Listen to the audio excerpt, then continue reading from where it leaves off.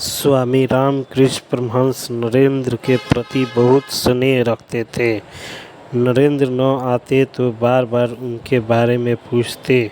नरेंद्र ने एक दिन कह दिया कि गुरुजी मैं नहीं आता हूँ तो आप बार बार मेरे लिए पूछते हैं। नरेंद्र का रटन करते हैं। गुरुजी आप बुढ़ापे की उम्र में एक लड़के में आसक्त हो रहे हैं। राजा भरत ने हिरण का चिंतन किया था तो अगले जन्म में उन्हें हिरण की योनि प्राप्त हुई थी। क्या आप ऐसा तो नहीं कर रहे हैं?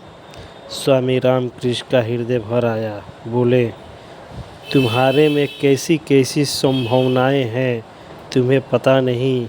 अगर मैं तुम्हारे पीछे पड़कर तुम्हें न उठाऊं तो वे संभावनाएं ऐसी की ऐसी ही रह जाएंगी। फिर मेरे इन हिंदुस्तानी भाइयों का क्या होगा? मैं इसलिए तुझे याद करता हूँ। कैसा रहा होगा उन रामकृष्ण का हृदय, कैसी रही होगी उन ब्रह्मा ज्ञानियों के दिल में मानवता की कीमत। वही जाने, हम क्या जाने।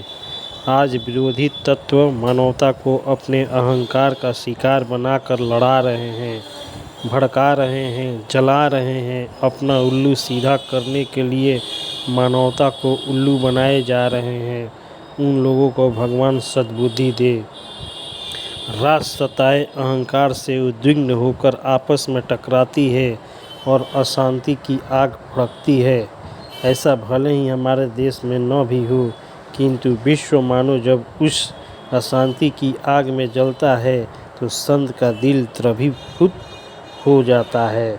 विचारों में विषमता हो सकती है, खान पान रहन सहन विषमता हो सकती है और यह जरूरी भी है। यह भिन्नता विकास के लिए, विनोद के लिए, उल्लास के लिए, उन्नति के लिए महापुरुषों को स्वीकार है।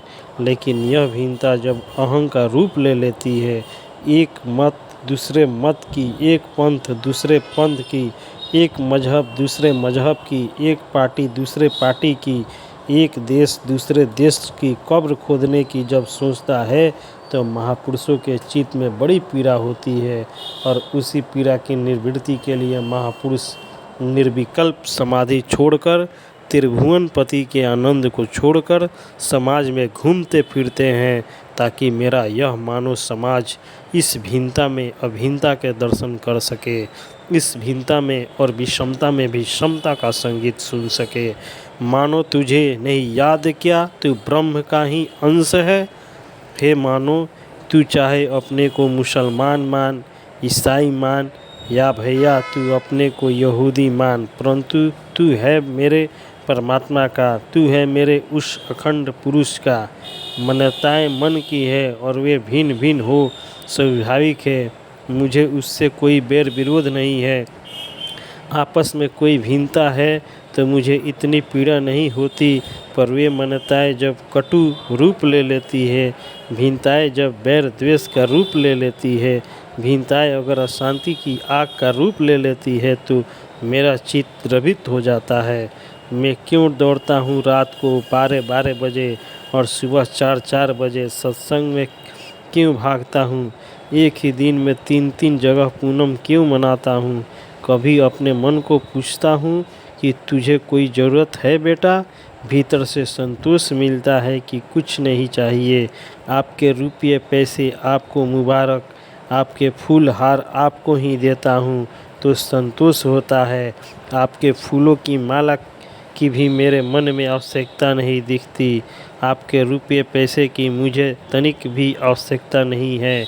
आप जय जय बोलते हैं, यह आपकी साधुताई है, मुझे उसकी भी आवश्यकता नहीं है।